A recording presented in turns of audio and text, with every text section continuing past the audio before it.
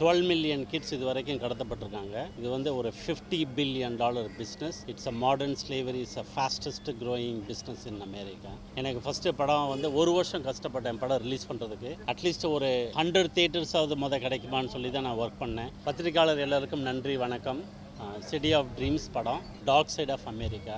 ஏன்னா அமெரிக்காவில் எப்போயுமே சூப்பர் பவர் எல்லா இடத்துலையும் போய், இப்போ இந்தியா வந்தானா அவங்க ஸ்லம்மை காமிப்பாங்க, ஆல் த பேட் திங்ஸ் தான் காமிப்பாங்க.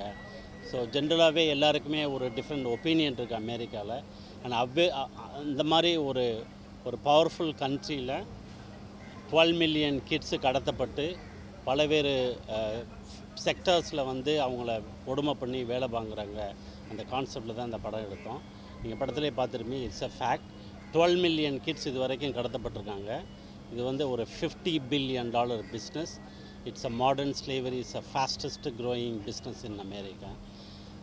அந்த படம் வந்து உங்களுக்கே தெரியும், கான்ட்ரவர்ஷியல் படம் எடுக்கிறது எவ்வளோ கஷ்டம். அதே மாதிரி ஒரு நல்ல படம், ஃபஸ்ட் டைம் ரைட்டர் டைரக்டர், சின்ன பையன், 14 வயசு பையன்தான் படத்தினுடைய மெயின் லீடே. எனக்கு ஃபஸ்ட்டு படம் வந்து ஒரு வருஷம் கஷ்டப்பட்டேன் படம் ரிலீஸ் பண்ணுறதுக்கு. அட்லீஸ்ட் ஒரு 100 தியேட்டர்ஸாவது கிடைக்குமான்னு சொல்லி தான் நான் ஒர்க் பண்ணேன். அப்புறம் நிறையா செலிப்ரிட்டிஸ் வந்த படத்தை பார்த்து ட்வீட் பண்ணாங்க. சில்வஸ்டர் ஸ்டலோன், மெல் கிப்சன், அப்புறம் நிறையா பாலிட்டிஷியன்ஸ் படத்தை பார்த்து இது பண்ண உடனே படம் கொஞ்சம் பெரிய டைமென்ஷன் கிடச்சிது. அதுக்கப்புறம் ஸ்லோலி வந்து ஃபஸ்ட்டு ஒரு டிஸ்ட்ரிபியூஷன் கம்பெனி வந்து 300 தியேட்டர்ஸ் கமிட்மெண்ட் கொடுத்தாங்க. அதுக்கப்புறம் 500 கமிட்மெண்ட்ஸ் கொடுத்தாங்க. அதுக்கப்புறம் 1000 தியேட்டர்ஸ் கமிட்மெண்ட் கொடுத்து last year August 30 only in America இந்த படத்தை 1000 தியேட்டரில் ரிலீஸ் பண்ணோம். நெக்ஸ்ட்டு மந்த்து லயன்ஸ் கேட் வந்து இன்டர்நேஷ்னல் இந்த படத்தை ரிலீஸ் பண்ணுறாங்க. நன்றி. ரெஸ்பான்ஸ் நல்ல ரெஸ்பான்ஸுங்க. படம் வந்து ஜூலையிலேருந்து ஆகஸ்ட் வரை talk of the town. Every radio, every big celebrities வந்து படத்தை பேசினாங்க. காமன் பீப்புளே வந்து நிறைய பேர் படம் பார்த்துட்டு, இப்போ நான் நார்மலாக ஒரு ரெஸ்டாரண்ட்டு போய் என் பேரை கேட்டாலே வந்து நிறைய பேர் வந்து என்கிட்ட பேசினாங்க. Lot of people always tell I am so honour to meet you. இந்த மாதிரி படம், அதாவது படம் எடுக்கலாம், நம்ம வந்து ஒரு சென்சிட்டிவ் டாப்பிக்கை ஒரு போரிங் ட்ராமாவும் இல்லாமல் ஒரு கமர்ஷியல் கலந்த ஆஸ்பெக்டில் தான் பார்த்திங்கன்னா ஒரு த்ரில்லர் மாதிரி இருக்கும். அதில் ஒரு நல்ல கான்டென்ட்டு, ஒரு ஃபீல் கொடுக்கக்கூடிய படமாக எடுக்கணும்னு சொல்லி தான் நாங்கள் எடுத்தோம். So it had a very excellent response. Objection வந்து ஒரு பொலிட்டிக்கல் மூவியாக வந்து க்ரியேட் பண்ணுறதுக்கு ட்ரை பண்ணாங்க. நான் வந்து எல்லாருக்குமே அனுப்பினேன், டெமோக்ராட்டிக் பார்ட்டி, ரிப்பப்ளிக்கன் பார்ட்டின்னு எல்லாருக்குமே அனுப்பினேன். அப்போ வந்து பெரிய இது அதான் சொன்னல, இது $50 billion பிஸ்னஸ்னால நிறையா பவர்ஃபுல் பிஸ்னஸ் மேன் வந்து பிகைனில் இருந்ததுனால அதனாலே படம் ரிலீஸ் பண்ணுறதுக்கு கஷ்டமாக இருந்துச்சான்னு எனக்கு தெரியல. ஏன்னா நிறைய ஸ்டுடியோஸுக்கு போனேன், எல்லாருமே படம் நல்லா இருக்குது, but they don't want to give a commitment. இருந்தாலும் நான் வந்து கைவிடலை. ஏன்னா இந்த மாதிரி ஒரு படம் வந்து மக்களுக்கு போய் சேரணும். ஏன்னா நிறைய பேருக்கு வந்து இது நடக்குதுன்னே தெரியாது அமெரிக்காவில். இப்போ நான் வந்து லாஸ் ஏஞ்சல்ஸ் இருக்கேன், என்டையர் வந்து எல்லையில் தான் நடக்குது, எல்லையிலே யாருக்கும் தெரிய மாட்டேங்குது. அப்படி இருக்கிற ஒரு விஷயத்தை காமிக்கும் போது அவங்களே ஆச்சரியப்படுறாங்க, ஏன்னா இவ்வளோ பெரிய விஷயம் நடக்குதா அப்படின்ட்டு. அதனால் ஐ எம் வெரி ஸ்டபர்ன். படம் வந்து ஒரு பெரிய தியேட்டரில் போய் எல்லோரும் பார்த்தா தான் அது ஒரு ரீச் இருக்கும். அதுக்காண்டி ஏதாவது ஒரு எஃபர்ட் பண்ணலாம் அப்படிங்கிற ஒரு இன்ஸ்டிகேஷன் இருக்கிறதுக்காண்டி தான் இது. பேஸ்ட் ஆன் ட்ரூஸ், இன்னும் நடக்குதுங்க அமெரிக்கா. அங்கே அதே தாங்க, அந்த அப்படியே தான் இருக்குது. 20 வருஷமாக பேசிக்கிட்டே தான் இருக்கேன். இது வந்து எல்லாம் மிகப்பெரிய டாப் பிராண்டில் நடக்கிற கதை தான். வி கேனாட் செல். ஆமாம், நாங்கள் எங்களுடைய பர்டிகுலர் வந்து ஒரு பெரிய பிராண்டில் 1986 எல்மாண்ட் கலிஃபோர்னியாவில் நடந்த கதை. உண்மையிலேயே அந்த காப்ஸ் அந்த இடத்துல போய் 68 குழந்தைகளை வந்து ரெஸ்கியூ பண்ணாங்க. பட் ஒன்றுமே நடக்கலை. அதுக்கப்புறம் கேஸும் போட முடியல. ஏன்னா அந்த இப்போ ஒரு கம்பெனியில் போய் பெரிய பிராண்டிங் வந்து ஒரு தேர்ட் பார்ட்டி வெண்டர் கான்ட்ராக்ட் கொடுப்பாங்க. பட் அவங்க சொல்லுவாங்க என்னுடைய ரெஸ்பான்சிபிலிட்டி கிடையாது, அவங்க என்ன பண்ணுறாங்கன்னு. அவங்களுக்கு தெரியும் என்ன பண்ணுறாங்கன்னு, அதை காமிக்க மாட்டாங்க. அதனால் we are trying to make a law, the branding should be responsible. ஏன்னா வெண்டர் இந்த மாதிரி டிராஃபிக்கிங் பண்ணுறது, அதை மெயின் அடிப்படையாக வச்சு தான் பண்ணோம். அந்த 2 காப்ஸ் யார் வந்து அதை போய் இது பஸ்டட் பண்ணி 68 இது பண்ணாங்களோ அவங்கள்ட்டெல்லாம் போய் இன்டர்வியூ எடுத்து அந்த இதில் பேஸ்ட் ஆன் ட்ரூ ஈவெண்ட்ஸில் தான் இந்த படமே பண்ணோம். அது ஜென்ரலாக பார்த்திங்கன்னா எல்லாருமே வந்து ஒரு 12 மில்லியன் கிட்ஸ் வந்து பாதிக்கப்படுறாங்க. இருந்தாலும் அதில் ஒருனுடைய பையனை எடுத்து பல குழந்தைகளுக்கு பல கதைகள் இருக்கும். அதில் உண்மையான ஒரு பையன் அவனுடைய கதை, அவன் எப்படி உள்ளே போனான், அவன் எப்படி வெளியில் வந்தான், அதை பேஸ் பண்ணி எடுத்தான். சாதனைகள் பண்ண மாதிரி தான் காமிப்பாங்க. இந்த படம் முதல்ல நீங்கள் எப்படி எடுத்துருக்கீங்க? உங்களுக்கு இந்தியாவிலேருந்து ஒரு கண்டிப்பாக போயிருக்கீங்கப்போ அங்கே இதுக்கப்புறம் எப்படி உங்களுக்கு ஒரு கான்ஃபிடென்ட் தாங்க. எங்கே தப்பு நடந்தாலும் அதை சொல்லி காமிக்கிற ஒரு பவர்ஃபுல் இருக்குது. Media is such a powerful. இந்த media like blasted the whole thing in America. The powerful tool. எனக்கு நல்லா தெரியும் இந்த படம் வெளியில் வந்துச்சுன்னா எல்லோரும் பேசுவாங்க. ஒரு ஃப்ரீடம் ஆஃப் கண்ட்ரி, நம்ம எது வேணாலும் சொல்லலாம் அப்படிங்கிற ஒரு ஃப்ரீடம் இருக்குது. அதை வச்சு பேஸ் பண்ணி எடுத்தது தான். நம்ம சொல்கிற விஷயத்தை தாராளமாக தைரியமாக சொன்னால் அதில் தப்பே கிடையாது. அவங்க அந்த ட்வீட்டே பண்ணாங்களே, சில்வஸ்டர் ஸ்டாலோன் வந்து அந்த படத்தை பார்த்துட்டு மனசு நம்ம வந்து நிறைய தடவை பல படங்கள் பார்ப்போம், சில படங்கள் தான் நம்ம மனசில் நிற்கும். அந்த மாதிரி படம் தான் சிட்டி ஆஃப் ட்ரீம்ஸ்.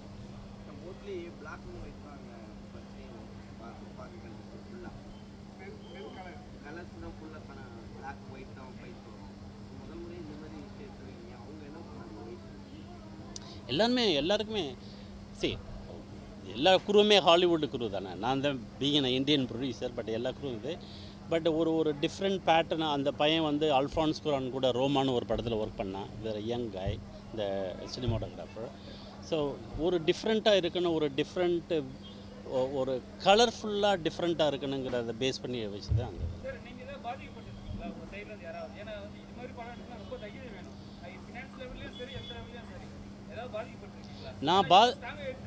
நான் பாதிக்கப்படலைங்க. நான் வந்து பிறந்து வளர்ந்ததெல்லாம் தமிழ்நாடு தான். அதுக்கப்புறம் வேலைக்கு போனேன். நம்ம இங்கே நிறைய லேபர் பார்த்துருக்கோம்ல, சின்ன குழந்தைங்கள்லாம் வீட்டுக்கு வேலைக்கு அனுப்புவாங்க.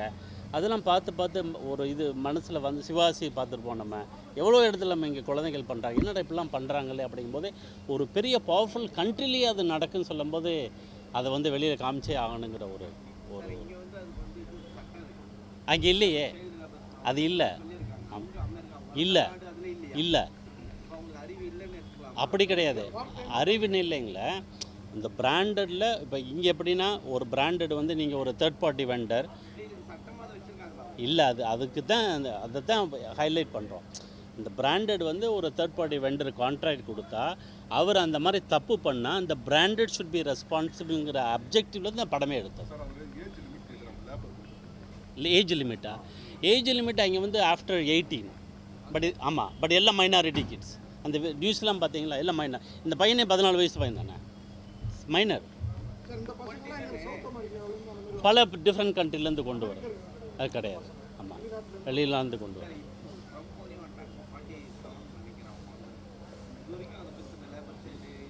எல்லோரும் பார்த்தீங்கல்ல, எல்லோரும் பேசிக்கிட்டே தான் இருக்காங்க. 20 வருஷமாக பேசிக்கிட்டே தான் இருக்காங்க.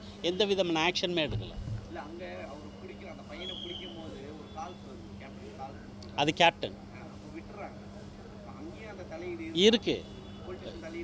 பவர்ஃபுல்லாக இருக்கும்ல, பேசிக்காக இருக்காது. $50 பில்லியன் பிஸ்னஸ்ங்க எவ்ரி இயர். அப்போது ஒரு பவர்ஃபுல் பீப்புள் வந்து இன்ஃப்ளூயன்ஸ் இருக்க தானே செய்யும். ஆமாம், ஃபஸ்ட்டு 10 நிமிஷம் மட்டும் ஸ்பானிஷ். ஏன்னா I want have the nativity. பையன் வந்து ஃபஸ்ட்டு வந்து இதில் தானே இருக்கான், மெக்சிகோவில் தான் இருக்கான். அவன் இங்கிலீஷ் பேசுகிற மாதிரி நம்ம எடுக்க முடியாது. அதனால மட்டும் சப்டைல் ஸ்பானிஷில். ஆமாம் ஆமாம் ஆமாம். சரி, நம்ம எது பண்ணி பாதிக்கப்படுறோமோ அது நம்ம அந்த மாதிரி வந்துச்சுன்னா கண்டிப்பாக ஃப்யூச்சரில் பண்ணலாம்.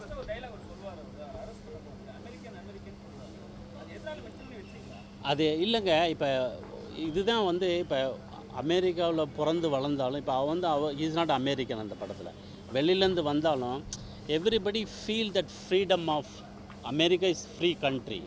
அவங்களுடைய மைண்ட் செட்டை நான் என்ன வேணாலும் பண்ணலாம், whatever I like I can do because it's a free country. அவன் கடைசியில் பார்த்தீங்களா அவன் ஜஸ்டிஃபை பண்ணுறான், நான் இவ்வளோ தான் பிறந்தேன், எனக்கு இவ்வளோ கஷ்டம் வந்துச்சு, அதனால் இங்கே வந்து என் வாழ்க்கையை வாழ்கிறேன். அவனுக்கு அதை தப்பாகவே தெரியல. ஏன்னா அவன் feel like it's a free country, நான் என்ன வேணாலும் பண்ணலாம். அதனால தான் அந்த டைலாக். 2 வருடங்களுக்கு முன்னால 2-3 வருடங்களுக்கு முன்னால இந்தியாவிலிருந்து போன ஒரு ஃபேமிலி, அப்பா அம்மா சின்ன குழந்தை மெக்சிகோ வழியாக அங்கே உள்ள நுழைய பார்க்குறப்ப பனி பொழிவு தாங்க முடியாமல் இறந்தே போயிட்டாங்க. இந்த மாதிரி ஒரு கன்சல்டன்சி கூட நீங்கள் எடுக்கலாம். அது நீங்கள் 1-2ங்கிறீங்க, அது எவ்ரிடே நடக்கிற கதைங்க. எவ்ரிடே ஒரு 10 பேர் சாகுறாங்க பார்டர். அது 10 வருஷம் 15 வருஷமாக நடந்துக்கிட்டே இருக்கு.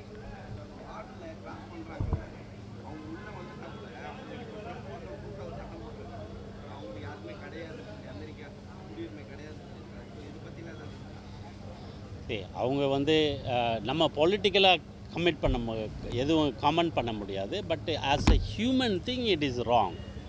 சரி, வர்றதும் தப்பு, வர்றவங்களை அந்த மாதிரி ட்ரீட் பண்ணுறது தப்பு. ஏன்னா நம்ம ஊரில் வேலை இல்லைங்கிறக்காண்ட எல்லாரும் அமெரிக்கா போக முடியாது. அவங்க வந்து they want to protect their own country. Every country அப்படித்தானே. வி டோன்ட் இப்போ நம்ம இருக்கிறதுல திடீர்னு வேறவங்க வந்து நிறையா வந்து விழுந்தா என்னடா வேலையிலேருந்து வெளியில் வராங்க, நம்ம வேலையை எடுத்துக்கிறாங்க ஒரு ஃபீல் இருக்கும்.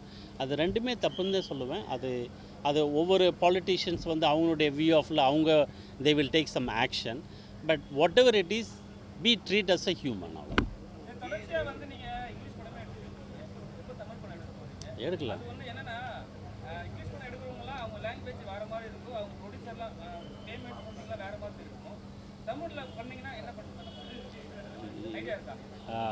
இப்போதைக்கு இருக்குது. ஃபஸ்ட்டு ஒரு சின்ன என்னென்னா தமிழ் படமாக எடுக்கிறதுக்கு பதிலாக ஒரு கிராஸ் ஓவர் மாதிரி இங்கே உள்ள ஆக்ட்ரஸையும் அங்கே உள்ள ஆக்ட்ரஸையும் வச்சு ஒரு ஹாலிவுட் படம் எடுக்கிற மாதிரி ஒரு பிளான் இருக்குது. நான் வந்து பிறந்தது கம்பம், பல ஊர்களில் வளர்ந்தேன். அப்பா கவர்மெண்ட் எம்ப்ளாயினால ஃபெஸ்டிவலுக்கு அனுப்பி மேமூத் ஃபெஸ்டிவலில் வந்து ப்ரீமியர் பண்ணாங்க. கொஞ்சம் பக்கத்தில் வாங்களே கேட்க. ஆமாம்.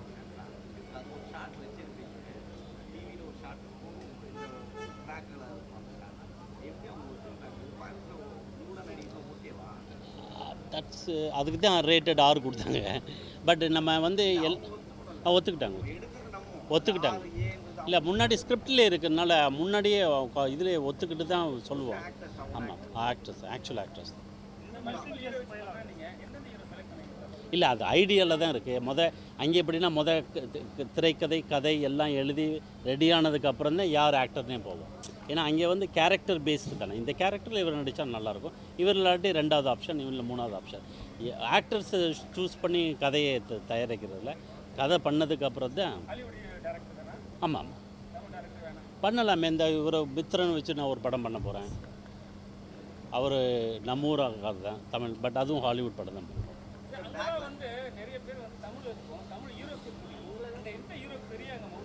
அப்படி சொல்ல முடியாது.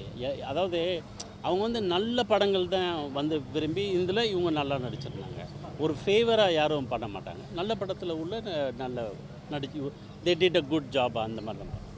அவர் கேட்ட கேள்வியோட ஃபாலோ அப் தான். அதாவது நீங்கள் அமெரிக்காவிலேயே நடக்கிற குற்றங்களை படமாக எடுத்தீங்க, இப்போ இந்தியாவுக்கு வந்து தமிழ் படம் எடுத்தீங்கன்னா இங்கே நடக்கிற கொடுமைகளை பட்டவர்த்தனமாக சொல்லுவீங்களோ? நீங்கள் ஆதரவு கொடுத்தா சொல்லலாம், அதுதானே. அவங்களாம் புவர் ஃபேமிலிங்க, அவங்களுக்கு எங்கே போனானே தெரியாது. இந்த நிறைய பேர் இருக்காங்க. இப்போ இங்கேயே பாருங்கள், குழந்தை காணாமல் போச்சுன்னா அவங்க என்ன பண்ணுவாங்க, எங்கே போச்சுன்னு தெரியாது, யார் கூப்பிட்டு போனாங்கன்னு தெரியாது. அதே மாதிரி அவன் போய் நல்லா இருப்பான், ஒரு பிளேயர் ஆவான்னு சொல்லி அனுப்பிடுறாங்க. எங்கே போனால் எதுன்னே அவங்களுக்கு இருக்காது.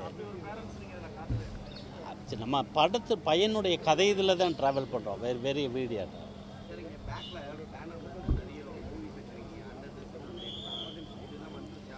அதெல்லாம் நான் ப்ரொடியூஸ் பண்ணி ரிலீஸ் பண்ண படங்கள். இதுதான் லாஸ்ட்டாக பண்ணது. இது வரைக்கும் 5 ஹாலிவுட் படம் பண்ணி ரிலீஸ் பண்ணியிருக்கேன். அந்த ஆர்டரில் போட்டிருப்பேன். First star, second wild nights with Emily, அப்புறம் அண்டர் த சில்வர் லேக், அப்புறம் ஃப்ளின்ச்சு, அப்புறம் சிட்டி ஆஃப் ட்ரீம்ஸ்.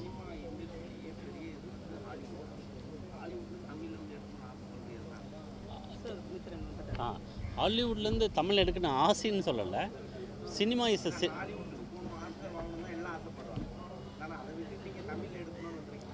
இல்லை தமிழில் எடுக்கணும்னு சொல்லலை. நான் தமிழ் சில இங்கே இந்தியன் ஆக்ட்ரஸையும் ஹாலிவுட் ஆக்ட்ரஸையும் வச்சு ஒரு ஹாலிவுட் படம் எடுக்கிறது. எப்படி என்ன படம் எடுத்திருக்கேன்?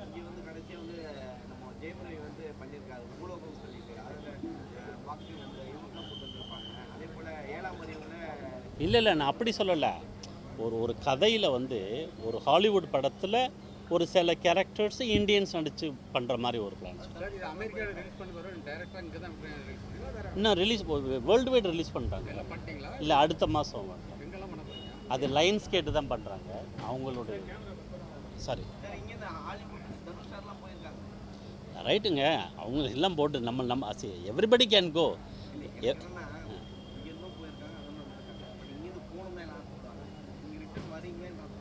இல்லை அந்த மாதிரி சொல்லலை, பட் இன் ஜென்ரலாக சொன்னேன். ஃபிலிம் ஃபெஸ்டிவல் போச்சு மேமூத்தில் அப்படின்னு சொல்லி ஒரு ஃபெஸ்டிவலில் வந்து ப்ரீமியர் பண்ணேன். அது வந்து லைன்ஸ் கேட்டு பெரிய கம்பெனினால அவங்க எங்கே ரிலீஸ் பண்ணுறாங்க பார்த்து தான் நம்ம அதாம்மா பண்ணலாமே கண்டிப்பாக. ஏன்னா நான் 20 வருஷமாக அங்கே தானே வாழ்கிறேன். அதான் அப்படி கிடையாதுல்ல, நம்ம இருக்கிற இடத்துல தானே பண்ண முடியும். இப்போ நீங்கள் இங்கே விட்டுட்டு பாம்பேயில் போய் பிஸ்னஸ் பண்ணுவீங்களா? இல்லை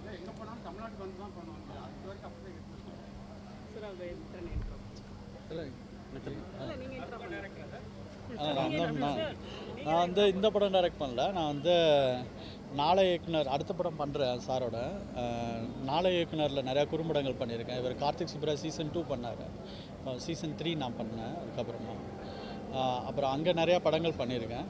இப்போ அடுத்த படம் இங்கே பண்ணுறதுக்காக வந்திருக்கேன் சென்னை. ஹாலிவுட். என்னோட பேர் கூகுள் பண்ணிங்கன்னா வரும் நீங்கள். தேங்க்ஸ். நன்றி, வணக்கம்.